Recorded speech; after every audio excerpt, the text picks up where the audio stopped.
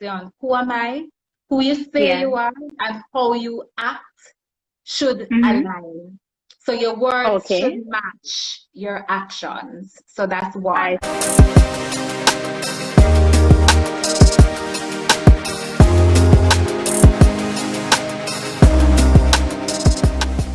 Go ahead and talk to us about 3 things that a person or a business should consider when creating a personal brand. All right. So your personal brand is really a collection of your life's experiences, your skills, your expertise, your knowledge, your personality, and your values. So the foundation of your brand is asking yourself, 1, who am I? Who you say you are and what you do should align. So when you answer the question, who am I? Who you say you are and how you act should align. So your words should match your actions. So that's one. Asking yourself, who am I? The second thing is, what do I stand for or what do I represent? In other words, what are my values? What do people say about me when I'm not in the room? So who am I? What do I stand for or represent? Which is basically asking, what are my values? What do people say about me when I'm not in the room? And this will give you an idea of whether who you say you are and people and what people think of you, if those things align. So that will basically give you an indication of the brand that you currently have, right? Not necessarily the brand that you want to build, but the brand that you currently have. So a strong personal brand is where who you say you are, what you do, who you say you are, what you do, and what people think about you. Those 3 things must align. And then the third thing I would say is, who do I serve? You must answer the question, who do I serve? So I think your approach or keys to building a personal brand that is authentic, that is trustworthy, should be 1, you must be impeccable with your words. We said that who you say you are and what you do must align. You must walk your talk, so your words must match your action. Got it. I think you must also express gratitude openly. I think a strong and authentic personal brand should also be one that takes responsibility. So you apologize when you're wrong. And also be vulnerable and relatable. So you share your hard truths, you share your failures. You don't only share your accomplishments, but you share also your failures and the lessons that you have learned in life. So in order to build, there are more things that could be said, but in order to really build a strong personal brand, you need to own your life experiences, your knowledge, your expertise, your message, your values, and get comfortable with yourself. So you have to really introspection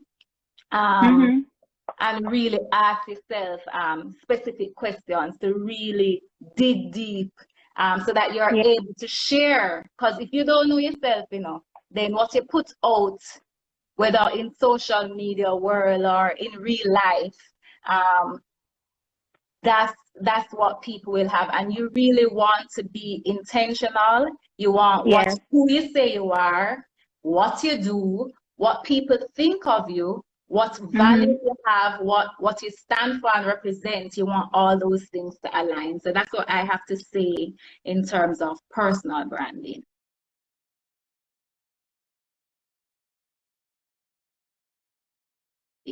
What are 3 things that an online business should consider for their branding? Well, first of all, you have to find or have a problem to solve. If you're in business really and you're not solving or speaking to a particular problem or pain point, so the first thing I would say is, if you have a business, an online business, find a problem to solve. The second thing I would say is know who your ideal customer avatar is. So determine who wants. So you're finding a problem to solve, but now you want to find out who needs the solution that you have. So who is your ideal customer avatar? So who is your ideal customer avatar? And then after you find the problem, you find the person who needs the solution, then thirdly, I would say you need to create the solution in the form that customer avatar, that ideal customer avatar will best receive it. So a lot of mistakes that we make when we're selling, so for example, you're selling a phone. You start to say, oh, this is a black iPhone with 120 gigabytes. You state the features of the phone. But yes, you can do that. However, to be really effective, what you should actually do is speak on the problem that the customer avatar is facing. So talk less, so communicate effectively in the sense that you talk less about the features and the descriptions of the product. The things they already know. So and talk more about the problem the product solves. What solution, what transformation, what results, what effect the customer will have when or after they use the product. So I gave the example of the phone. So you're using a term, customer avatar, and I know it means like is it like the same thing like your target audience? Right, your target market. However, customer avatar now is more granular, meaning instead of normally when people say target market, it's kind of have a broad, even though it's narrowed, it's kind of, so for example, when you say target market, you might be saying range from 15 to 20. They are nurses, or they're in the medical field. They live in a particular location. Normally, it's a small range, so a target market. But when I say custom avatar now, I'm really speaking of one particular person, right? Sure, when you target that one person, many will fall under that. But because you want your communication to touch and to feel real, like when I read your copy or hear what you have to say, and I must be saying to myself, no man, I mean shut up about no man. Exactly. So it's supposed to be, so the customer avatar is that person that you're targeting. Yeah, it's like everything about that person, the age of that person, maybe you even name the person, the location the person lives in. So it's really more niched and defined because it is one person. So when I make an ad or a promo and I'm speaking to one person, it makes it more effective than if I was speaking to a range of people. Because now I have to take into consideration that if it's more than one person, different persons may have different issues and that sort of thing. Yeah. So, guys, I don't know about you, but I'm learning, and that is very great. So after you find the problem, after you know who your customer avatar is, and after you create a solution in the form that the customer avatar will best receive it, the last thing you need to do is you actually have to show them how to claim the solution.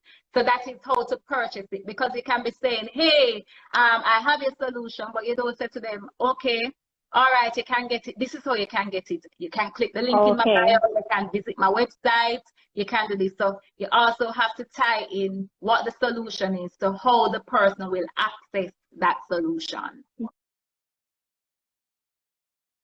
go ahead and share with us a mistake that you've made in business. Boy, enough mistake I making enough learning curve. Okay. But one mistake that I've made, and I know a lot of persons make it, is spending a lot of focus and even money, finances on non-income generated resources and tasks. Let me give an example.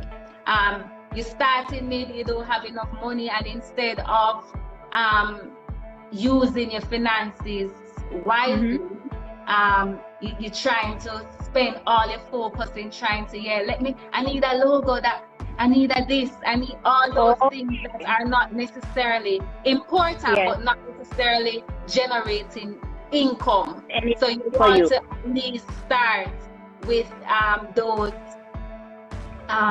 with focus, especially with your resources on income generating tasks and resources. So for example, I know that maybe if I put a customer relations management system that will help to make my customers, to nurture relationship with my customers. You're offering excellent service. So that is directly tied to the income, because if the customers feel good, I will make more income. So put more. So one of the mistakes is not being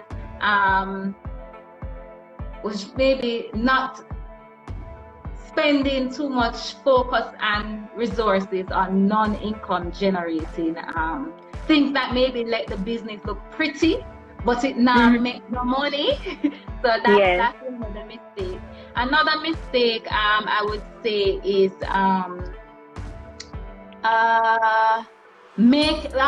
so because I started Yaad Trendz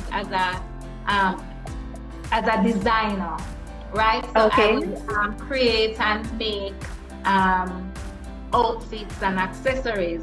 So one of the mistakes I made is because as a creative, you get bored of what you're doing, right? So even though somebody, like I did swimsuit long before so many persons were doing it, right? And I was getting a good feedback on my swimsuit. People wanted it, but yet still I was saying, I'm tired to make swimsuit now, but what is something else? I made years ago was not listening to doing what I want and what I want to create, and not listening to what the market and what my customers are telling me that they want to buy. They want to buy, but me bored. So that's that I have made. And I try to tell new entrepreneurs and business owners, if your customers buying and willing to buy, and you have something that's working, work it. So that's another mistake. And I would say a third mistake that I've made, remember I make nothing up, but me just try give about 3, is having a hustler's mentality. And let me tell you what I mean like that, because hustling can be a good thing, because hustlers have an energy, them.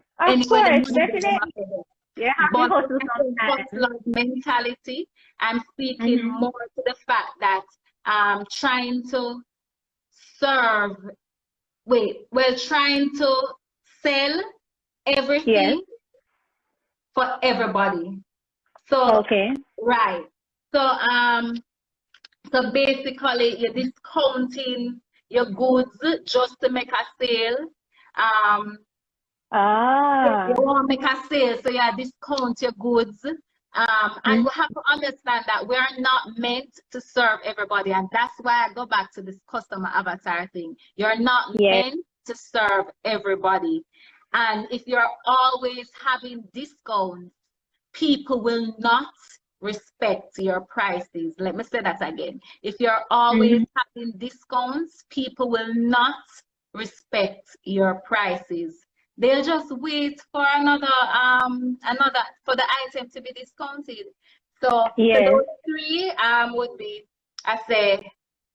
one, spending time and resources and focus on non-income generating resources or a task. Yes. 2, having a hustler's mentality. You just want to sell everything to everybody. You're not meant to serve everybody. And if you keep discounting your goods and services, people will not respect your prices.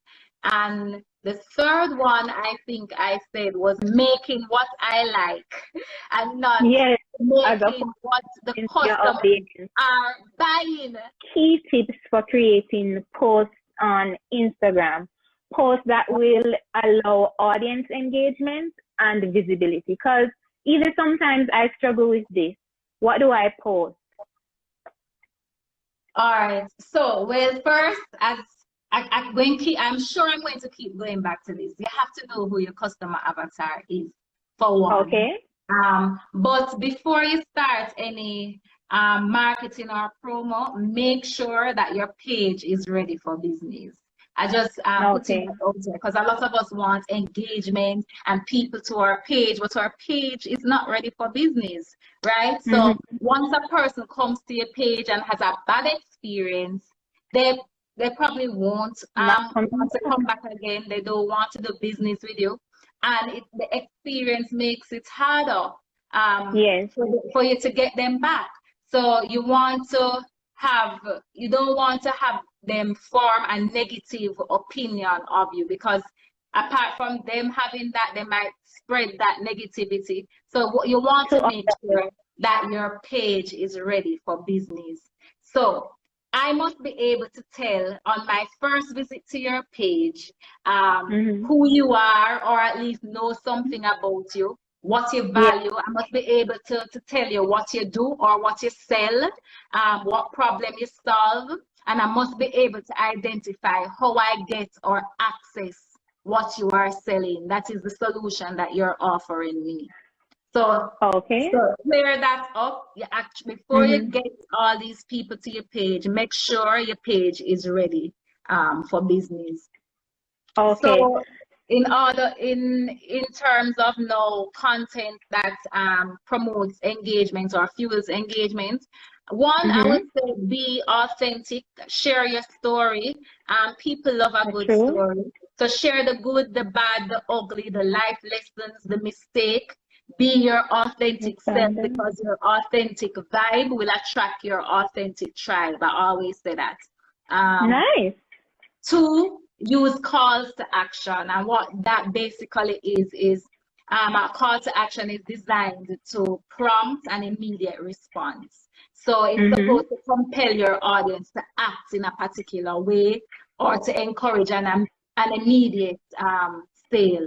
So for example, a call to action could be click the link in my bio, visit my website, double tap, comment, telling somebody what to do to prompt a particular response, basically. So that will help to increase engagement. Another thing is, I would say, nurture, because a lot of us want new customers and want new people to come on our page, new followers, but we're not even engaging with the followers that we already have, with the audience that we already have. People who buy habits and who buy action have shown that they're interested in us and what we are doing. So I would say nurture existing relationships. Don't forget about them. Engage with the people who are already engaging with you, because if them are engaged with you already, it means that they're interested in what you do, and those are the people who you can actually convert into raging fans. The people who will share what you're doing, comment, share, and increase your engagement. So nurture existing relationships and engage with the people who are already engaging with you.